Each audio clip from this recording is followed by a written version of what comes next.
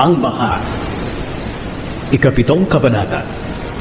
Sinabi ng Panginoon kay Noe, pumasok ka sa barko kasama ng buong pamilya mo, sapagkat sa lahat ng tao sa panahong ito, ikaw lang ang nakita kong matuwid.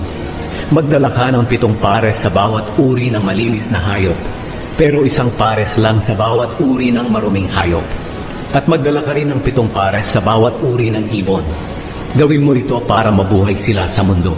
Sapagkat pagkatapos ng 7 araw mula ngayon, magpapaulan ako sa buong mundo sa loob ng 40 araw at 40 gabi para mamatay ang lahat ng nilikha ko.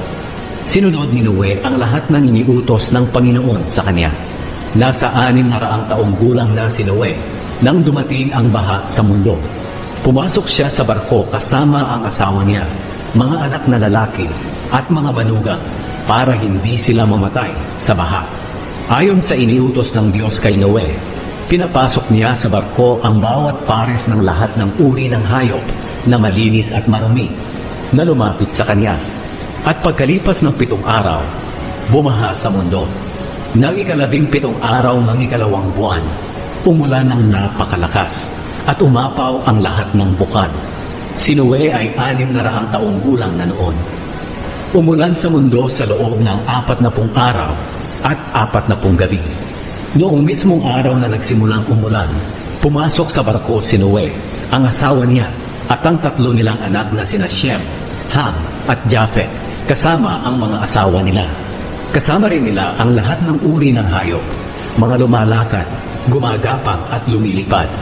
Ayon sa iniutos ng Diyos kay Noe, pinapasok niya sa barko ang bawat pares ng lahat ng uri ng hayop na lumalapit sa kanya.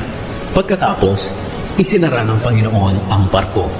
Walang tigil ang ulan sa mundo sa loob ng 40 araw. Tumaas ang tubig hanggang sa lumutang ang barko. Tumaas pa ng lubusan ng tubig hanggang matakpan ang lahat ng matataas na bundok. At hanggang umabot sa mga 7 metro ang taas ng tubig mula sa tuktok ng pinakamataas na bundok. Kaya namatay ang lahat ng may buhay, ang mga hayop na lumilipad, lumalakad, gumagapang, at ang lahat ng tao. Namatay ang lahat ng nabubuhay sa lupa. Nalipol ang lahat ng tao at ang lahat ng hayop sa mundo. Si Noe lang at ang mga kasama niya sa loob ng barko ang hindi namatay. Bumaha sa mundo sa loob ng 150 araw.